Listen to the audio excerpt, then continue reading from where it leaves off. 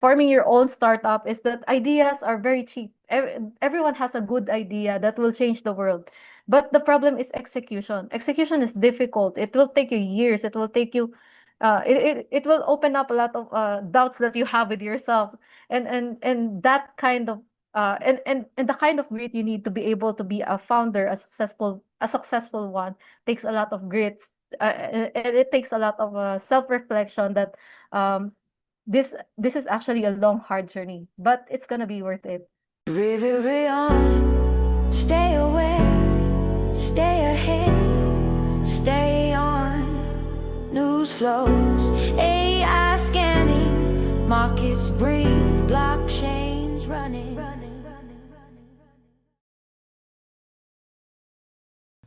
Hi everyone, my name is Urian B, your very own Web3 wanderer, blockchain storyteller, and AI enthusiast. And today I have Christine Erispe, Ethereum DevRel, and founder of the Waifu project. But I'm pretty sure she's done so much more than just that since the last time we've talked. So yeah, we've actually talked before, but sadly the conversation had to be archived. So I'm so grateful that she made time for us again. Before we start, Danki, thank you so much for your time. And can you introduce yourself? What projects are you connected to? And maybe some things that have been keeping you busy lately. So I'm Tin. Most of the people in the industry know me as Danki, and I'm the one doing. I'm basically the all-around person of ETH PH. So, what I've been busy right now is a bunch of it's both personal project and community work. So we're right now in ETH PH, we're trying to form partnerships that will pave the way to more founders in the Web3 space, Filipino founders. So right now we have initiatives with Lisk, also with Double DeFi community, um, and yeah, that is mostly my mission in the Philippines. As for personal projects, I'm still working on Waifu, and also right now we have this special project called BytePay, and BytePay is it's an easy way to integrate crypto payments in your website. So yeah, that's what I've been busy with for the past few weeks and months. So yeah. Yeah. Of course, before we continue with our conversation, a little bit of disclaimer for the audience. We're not giving financial advice here. We're also not promoting anything. We're just really talking about maybe our experience, our views on things, a little bit of opinions here and there, but we are not trying to sell anything. So to move forward, our first question is to get to know Miss Teen a little bit more, or Danki as the community knows her. This question, I really like asking it because it brings out a lot of childhood memories. So let's start with nostalgia. What was your earliest introduction to technology and money? Good question. So my earliest introduction to technology is I'm actually a late bloomer. I only got introduced to the internet and smartphones after college. I mean, I've been using Google, but after college, that's when I got my first smartphone, and that's when I get to access different applications. And I thought that was revolutionary. That the user experience of one person is different from the user experience of another, and you can actually pick which applications you would want to use in your phone. So yeah, that is my first taste of what modernity and technology looks like. So what got me in technology and actually fintech was my first experience with trading Philippine stocks. So Philippine stocks, they have this online brokers, say COL or AAA, and that's when I got exposed with many terminologies and concepts that introduced me ultimately to crypto. So yeah, and when I got introduced to crypto, that's when I got into Twitter, and then there are a bunch of things I don't understand. So I did my own research, and then eventually I ended up in GitHub. And GitHub is actually where it all started. I started reading the smart contracts of Aave, Uniswap, and that's how I learned that all these things are being operated by code, not by people themselves. So that's when I started studying and eventually started programming my own smart contracts as well. So I'd love to talk a little bit more about the ecosystem later on. But before that, since blockchain is such a huge topic in the Philippines and not a lot of people get to explain what it is, can you give us just a short, in a nutshell, what is blockchain? Blockchain is it's a tool. It's actually a software infrastructure. So how it works is that you think of a network that has a digital ledger in it. Whatever happens on the ledger, whether somebody updates it or you update it yourself, everyone gets a copy of that change. And everyone also gets a record of what is the current state of that chain. So it's like a computer, but all around the globe, people use it, and everyone has a copy of what happens to it. So you can also deploy your own applications on that computer, and then everyone can interact with it. It's basically a public computer or a public ledger. Ledger is basically another type of state machine, and blockchain is also like that. It's a state machine where everyone gets a copy of that the state of that machine.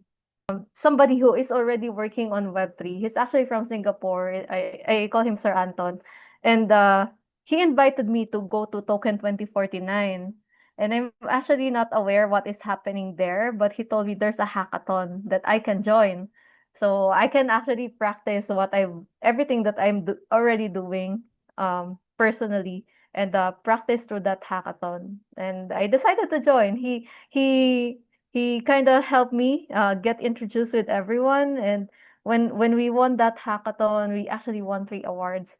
And when we won that hackathon, that's when I gained a lot of friends, and I learned a lot from the industry. So I got introduced with a lot of people, and that's how I got my first job in Web3, which is in Web3. So yeah, I think it's a lucky stroke on my part, but also there's also a component that you have to be ready when the opportunity comes. So yeah, that's my story in Web3 and how I actually got into working full time.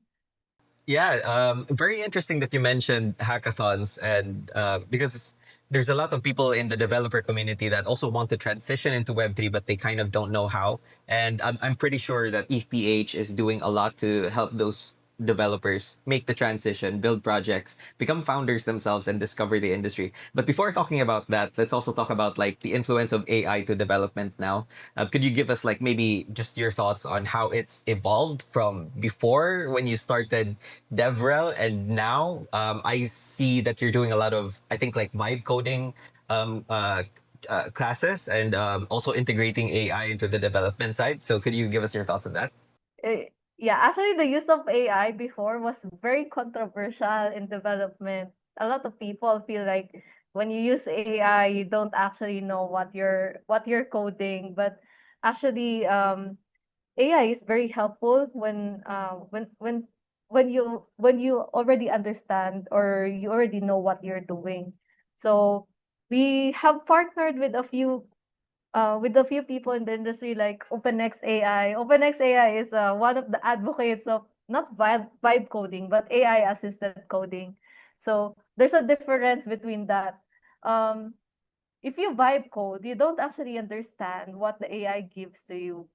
You just kind of give give feedback based on what the AI outputs, but you don't actually look at the code that it generates. But if you're using AI assisted coding, um, that is when it's a feedback loop based on what code the AI gave you, not what output it gave you. So AI assisted coding is good. Vibe coding, you only do it for fun. But I don't recommend that you vibe code all the time. So that's one thing. So before in the industry, yeah, there's a lot of stigma with using AI in coding. But right now, people started to recognize that if you don't actually use these tools, then you're gonna get left behind. So it's for me, my stance is use AI, but actually understand what the AI generates for you.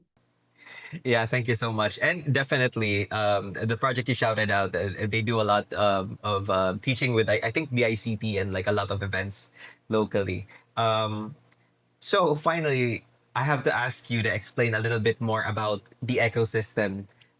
Starting with, can you please explain Ethereum in a nutshell? Ethereum is a type of blockchain, but something special about Ethereum is that it has a storage for programs. So you don't just send each other tokens, you actually can program those tokens. So basically programmable money. And that is how DeFi boomed. DeFi actually started in the Ethereum ecosystem. So then people soon discovered that they can use Ethereum for applications other than just finance. So they started using it for civic tech. They started using it for supply chain. So many industries. But the thing is, the thing about Ethereum is that this blockchain is actually owned by hundreds and thousands, not owned, but operated by hundreds and thousands of nodes.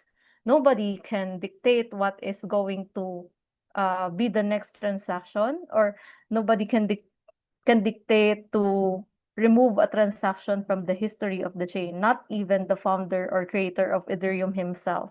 So, what's special about Ethereum is that level of decentralization where you have a diverse set of node validators in the network. So that is Ethereum as technology. Ethereum has evolved for after a very long time. It's now running for 10 years with no downtime. And the thing about it is that it has grown an ecosystem as an ecosystem itself. So people started building apps on top of Ethereum, and other people started building apps on top of those apps, which is pretty interesting because you build it like Lego blocks, basically. So that is also one advantage when you get into the Ethereum ecosystem, because you don't have to build everything from scratch, because you you basically are building from other things that have already been built in that ecosystem. So you find the Lego block that suits whatever you're trying to build, and then you build on top of that. So that's basically how Ethereum works now, and how it is as an ecosystem. Like before, there was only layer one, and then people recognize that there is a problem. If we're going to use it every day, then we need we need to actually be fast, and we need our transactions to be cheap. And so layer two started building on top of the security that was provided by layer one. And now applications started building on layer twos, and those applications were sometimes being used by the users, sometimes also being used by other applications who built on top of them. So that is the interesting property of Ethereum. It's composable. I want to jump straight into one topic that I think should have been asked later on, but like I can't help but ask it right now, which is, what do you think about the agentic economy? And is Ethereum already building in that space? Just because like there's been a lot of talk about not just, later on we'll also talk about maybe RWA's tokenization and like everything else that's happening around in the industry. But I want to start with the agentic economy. Definitely. I was actually planning to write something about that, because Ethereum is a huge advocate of privacy, and as we know, AI can centralize a lot of personal information in one place, because all these companies running their own AI models, they get access to a huge chunk of information. So that is a risk to people's privacy. And so many of the people in the Ethereum ecosystem started to conceptualize and research on decentralized AI. So also about the agentic economy, I think uh the the most compatible infrastructure for AI agents is actually blockchain. Because with blockchain, you can track everything your AI agents do. You can actually create an infrastructure that will allow people to understand why the AI, I mean, allow people to understand and guide the AI on what you want it to do, not just rely on a black box that was operated by some company outside the country, or some company you don't know. So that is one interesting part of Ethereum right now, that we're trying to build an AI that is verifiable and that has safety harnesses with them. So yes, agentic economy is a promising thing, but also we need to be able to develop technologies that will defend humanity against the threats that are being posed by uncontrolled AI. Scaling back, Ethereum has definitely evolved over the years. I remember some of the early DeFi days, and then now things have gotten a little bit more how do I say this, like not just corporate but like also traditional finance has finally taken interest into blockchain, and they can't help it but like right now they're also trying to enter the space, and a lot of that is done through tokenization and RWAs and that type of field. Could you maybe give us your thoughts on tokenization on Ethereum specifically? I'm all for it, but the thing with RWA is that you need the help of regulators to be able to, um, because if you have a real world asset that goes to the blockchain, then the blockchain has no other rules other than code. If the code permits for it, then it can happen. So the thing is, to be able to create safety rails for these assets, then we need the help of regulators to understand RWA.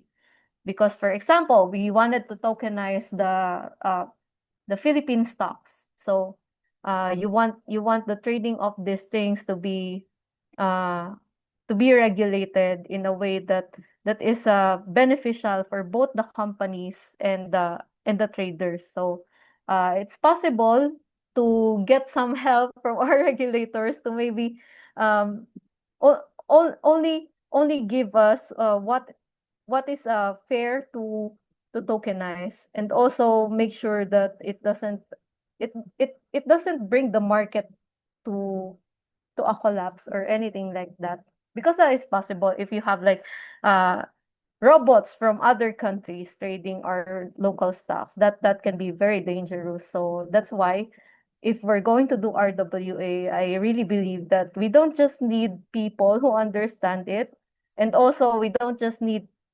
some safety precautions. We also need the actual users to understand how RWA works. Like, for example, one thing I'm going to bring out, because I'm going to SEC tomorrow, and the subject is fintech. And one thing I would want to bring out is the subject of RWA, actually. And the thing about that is that if you're going to RWA, then there must be a way for the for the institutions to verify the reserves of those assets, because it's very easy to trick people into believing that this company actually has the right to issue, say, peso, the right to issue company stocks through in the form of the token.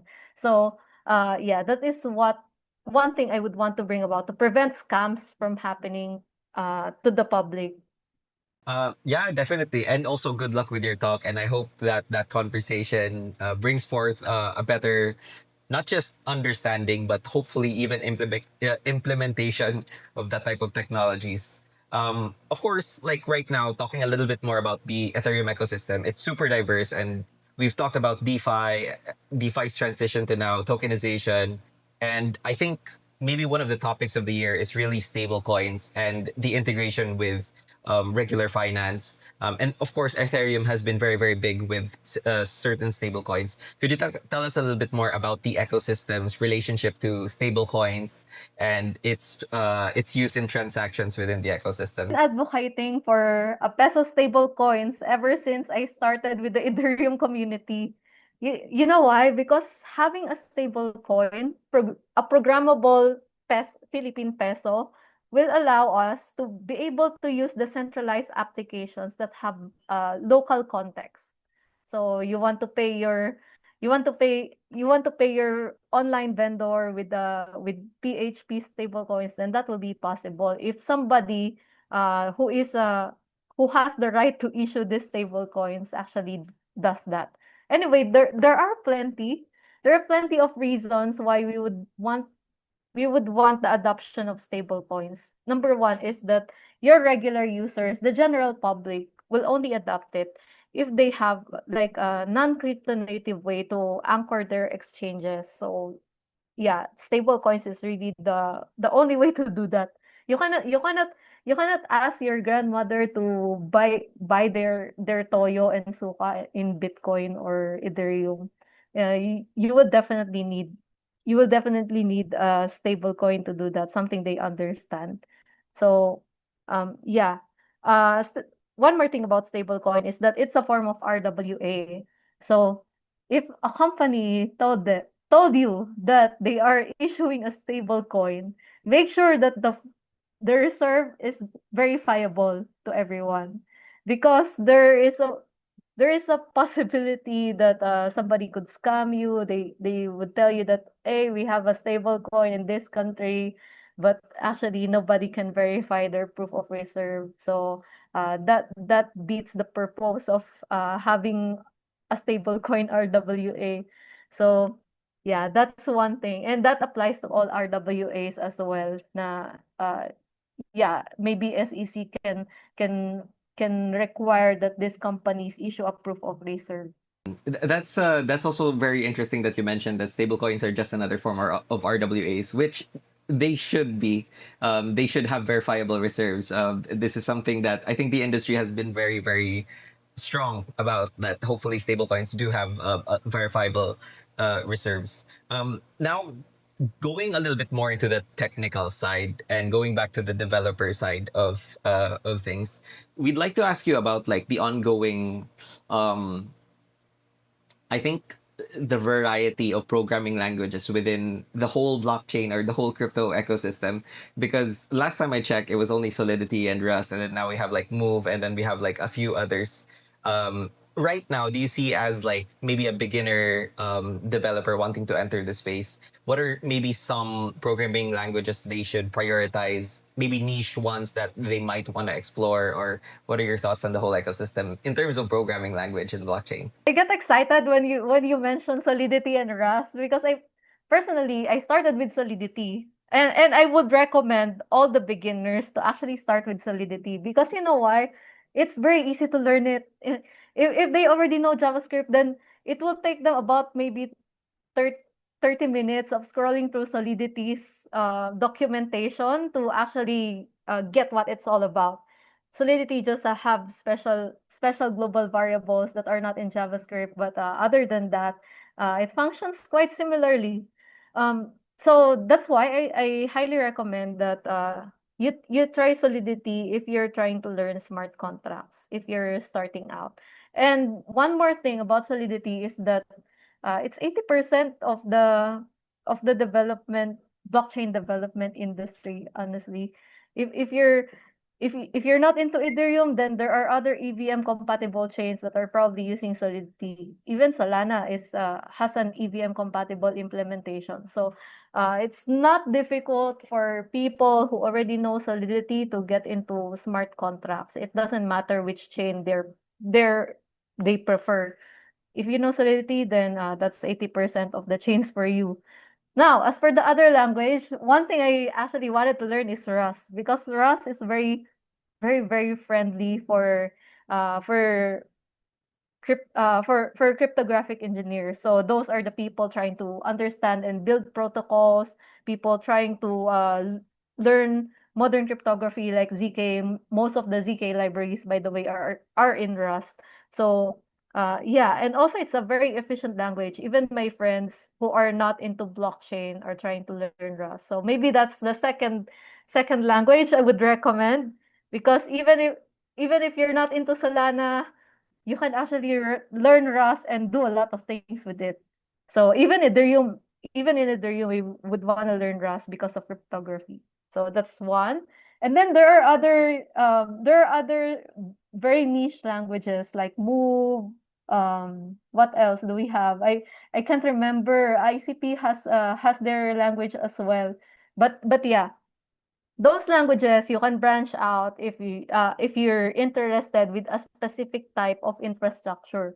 For example, you're interested with infrastructures like Sui or Aptos, then maybe that's the time you learn Move. But I would really recommend that you start with Solidity or Rust to be able to interact with the basic smart contracts. I mean, to be able to build your own basic smart contracts. Because languages like Move, yeah, they have special features like say parallelization and many of those other things.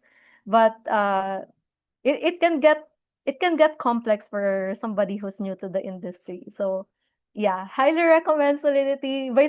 Just learning Solidity and Rust alone can open a lot of doors for you. Maybe when somebody requires you to learn this specific language, that's when you decide, okay, I'm going to branch out with this other language. Okay, thank you so much for talking a little bit more about the different developer languages. One thing we'd also love to know is about your personal work at ETH PH. So, could you tell us how the journey has evolved over the years? You've recently been to Davao and Cebu, and you seem really, really busy going to different places. How have things changed from when you started to where they are right now? So we started, as you know, we're mostly in Luzon. All the core members of ETH back then, we're all living in Luzon. So most of our events are focusing in that area. We actually opened our first event in Manila, and then most of our workshops and our talks also in Luzon that year. And also we're trying to form partnerships around Southeast Asia that last year, and it has proven to be successful because we were able to also distribute whatever we have to our neighbors. So that's one thing. But as time goes by, I realize that the Philippines is actually a big country. We're not maximizing the talent pool that we have if we only go around the zone. So yeah, so I decided that I would go try living in Cebu. So that this year I moved to Cebu to figure out how is the tech community like in here in this main. So I realized that they actually have a vibrant tech community, both Cebu and Davao. So I still haven't explored the rest of Visayas and the rest of Mindanao. So that's another story. Just Cebu and Davao alone, there is already a lot of technical talent that might be interested in learning blockchain or might be interested founding their own companies in Web3. So from that realization, I tried to figure out a new plan for ETH PH, and that is to include all of the Philippines, not just Luzon, but also Visayas and Mindanao, because apparently there's actually really good technical talent here, and it's easier to distribute knowledge in Vismin apparently because it's very easy to communicate here. When when you do one event, the next event will be attended by a lot of familiar places, a lot of familiar faces. So you can have continuity when you're doing workshops. That is one thing I appreciate about doing my workshops here in Vismin so far. So you can accelerate the knowledge pretty quickly because people have like the commitment and grit, and they appreciate the opportunity that you give to them. So they really make the most out of everything you give them. So that is one thing. I think Vismin deserves some visibility and some more opportunity that we can bring as the Ethereum community in the Philippines. Of course, there's still Luzon, but um, which I'm going back to this latter part of the year. But yeah, so far so good. I realized that the Philippines is such a big country, and we're so rich with a lot of talented individuals. So there's a huge possibility, and my dream is to make these talented people actually participate in the global stage, and so that they don't have to worry about, okay, where am I going to get distribution? Where am I going to get funding? Um, Hopefully we can help with that. Although not solve all of the problems, but yeah, ETH is really just trying to help the whole of the Philippines right now. Okay. So yeah, that is the plan. And I think so far so good. It's really going well with both Davao and Cebu. You mentioned a lot about how the Philippines has a lot of talent and it needs to be tapped in other places, not just in Manila or Luzon, but also Visayas and Mindanao. I'd like to ask you a little bit more about finding those talent because the blockchain industry is quite interesting, wherein the founders are also kind of technical people themselves. So maybe in your opinion, what's some things you've noticed, maybe traits or something that you've noticed in good founders or good projects or good builders? I'm thinking of one common denominator with all these good founders. Um, but I realize one common denominator is probably the obsession with the problem that they're solving. They don't stop with just giving a generic solution that okay, this is the problem, this is our solution, end of the conversation. No, they go deep into that problem and try to make the best solution they can. So the thing with forming your own startup is that ideas are very cheap. Everyone has a good idea that will change the world, but the problem is execution. Execution is difficult. It will take you years. It will take you it will open up a lot of doubts that you have with yourself, and that kind of and the kind of grit you need to be able to be a founder, a successful one, takes a lot of grits, and it takes a lot of self-reflection that um this is actually a long hard journey, but it's gonna be worth it. And that was very, very inspiring, especially for those new builders. It's definitely about solving a problem that painfully takes quite a while before you get even a glimpse of the possible solution, I guess. Um, Also, speaking of execution, I think because whether we like it or not, there's been a lot of conversation about AI and how it's kind of changed everything. Even the approach to funding, even the approach to building.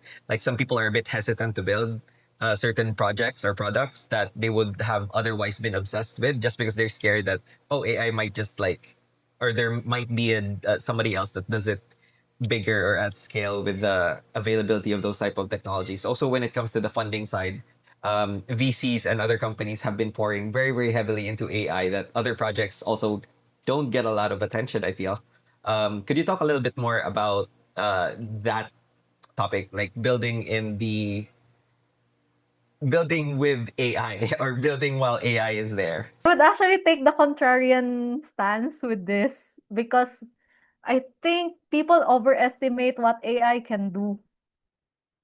You know, because AI can churn out surface level solutions to basic problems. But the thing is, it needs expertise, it needs human context to be able to actually um, give out a solution with that is executed well.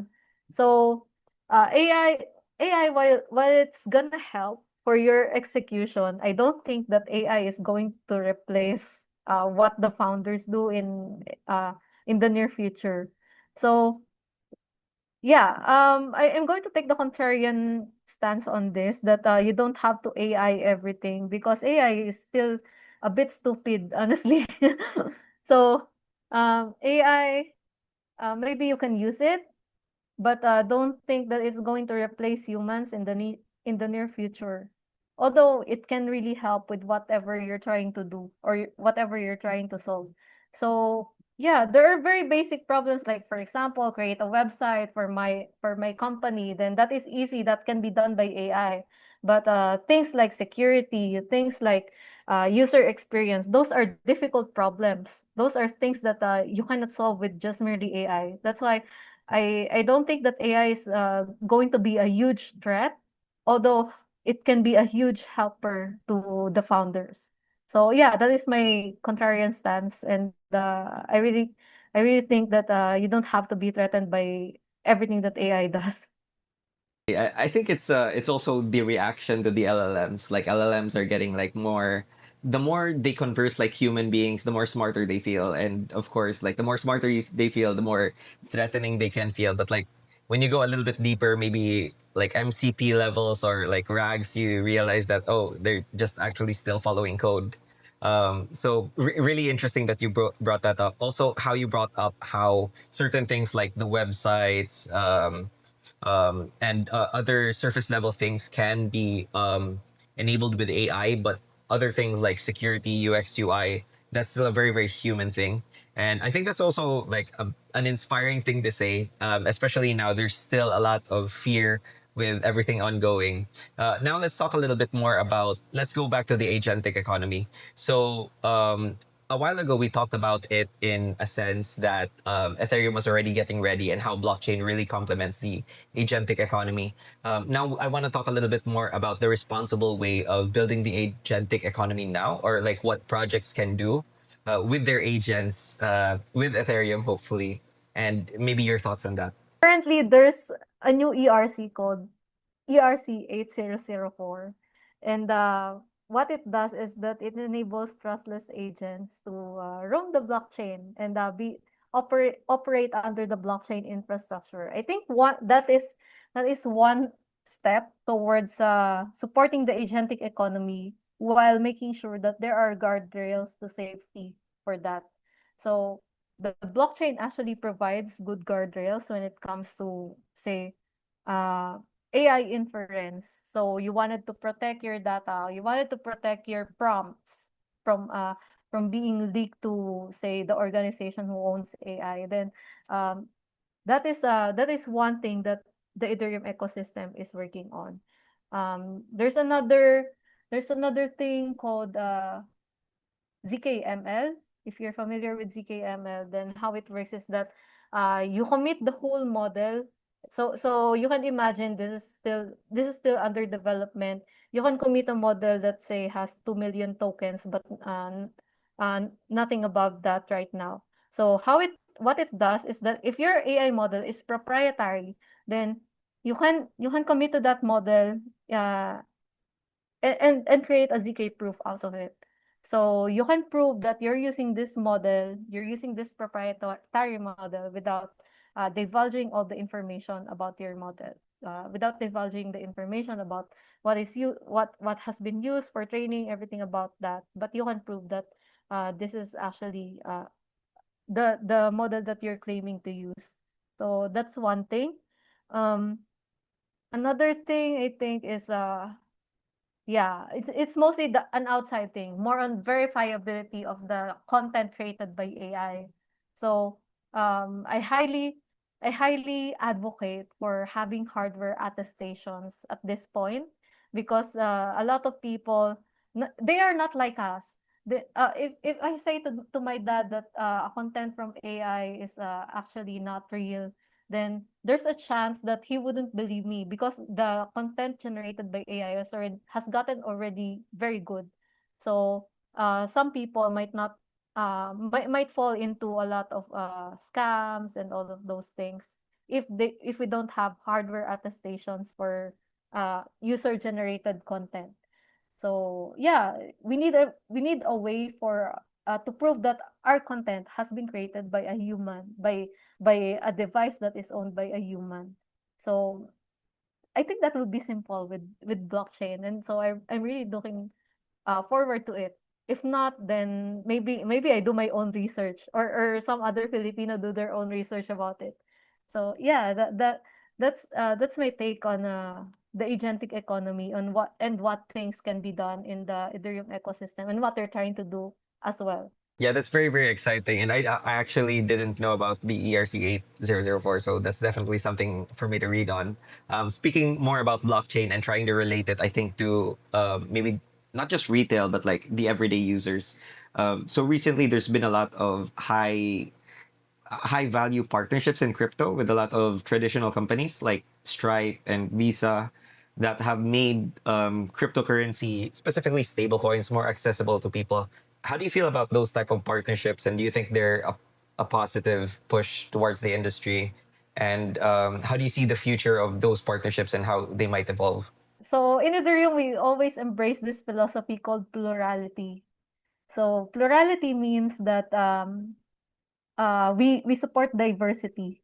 So if these traditional companies would want to integrate with blockchain or Ethereum, then they're very, very much welcome in the ecosystem.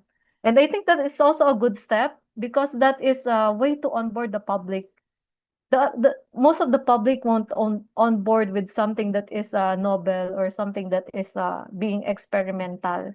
So if they have someone, an institution that is credible enough to provide them something that is secure, that something that they can use every day, that they don't have to change their already established habits to be able to use it, then that is a win for the industry in general. So win for TradFi, it's also a win for the blockchain industry. So yeah, it's a positive for me. But I think there is also room for other things, experimental things like DeFi. I think DeFi will grow over the years and it will mature. So I am hoping that it will get integrated with traditional finance. That is my personal stance, not Ethereum stance, by the way. But yeah, I think there is plenty of room for the fuse of the new and the old ways of doing things digitally. Yeah. Finally, wrapping up this interview a little bit. I think this question it goes back to the beginning when I asked you what is blockchain, and you gave your explanation. And a lot of people are still trying to wrap their head around decentralization, and a lot of times decentralization and privacy, they kind of confuse the two, or like juggle the two a little bit together. So could you explain a little bit more about decentralization and privacy, and also maybe you could share your thoughts on which things should be private and which things should be decentralized? Okay.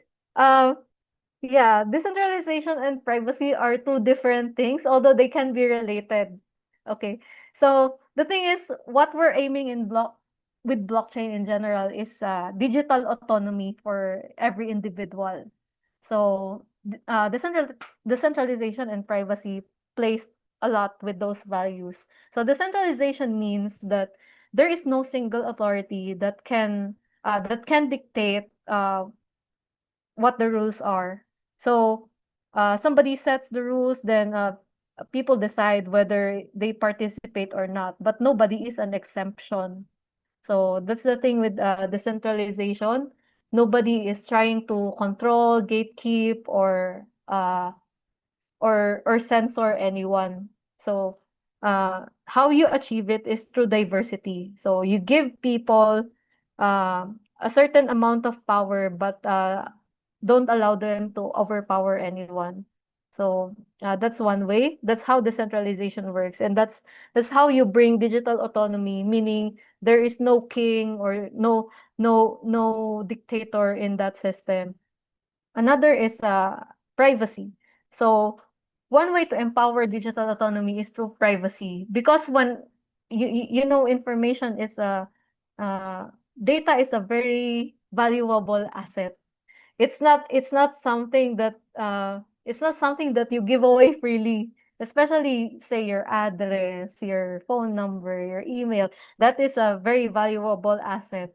So privacy is important because if we need to prove compliance um, without divulging this precious important information, then that will be good for digital autonomy as well. So, privacy is a way to empower people without um, how do I do this? Privacy is a way to empower people without supporting shady uses of the technology. So, yeah. So that's my stance that decentralization and privacy are very, very important components of the Ethereum technology, and they're also related because we're all aiming for digital autonomy for each individual. Finally, to end this, maybe you could tell us a little bit more about what ETH PH is currently doing, what you guys plan to do moving forward, and maybe some things to look forward to. Yeah, the whole year we've focused on developer empowerment. We've done workshops across the Philippines, in Baguio, and then in Cebu, and then in Davao. And I think that is one very important step, because if we don't have technical people in the Philippines, then how are we going to defend ourselves against modern threats, or actually be autonomous with our decision making when it comes to emerging technologies. So yeah, the first step is to just create more technical people in general. And that is what we're trying to do. And the second thing that we're trying to do is also to change the general mentality of the people towards crypto, because I I know a lot of areas in the Philippines that is still traumatized with what has happened before in crypto. The early stages of crypto has created a lot of pessimism around the technology, and rightly so, because if we don't have that pessimism, then it will it will only make scams and other nefarious use of this technology flourish in the country. So that is a good thing. Um, but yeah, the plan for ETH PH right now is to just support developers and founders, because we want Filipinos to not just be followers. We want Filipinos who are leading and affecting the ecosystem and the industry in general. So yeah, that's the goal for ETH PH right now. Ma'am Danki, thank you so much for your time. This is Urian B. Before we go, maybe just one last message to our audience. Okay, one message to audience. Please don't be scared of crypto. Crypto is not scam.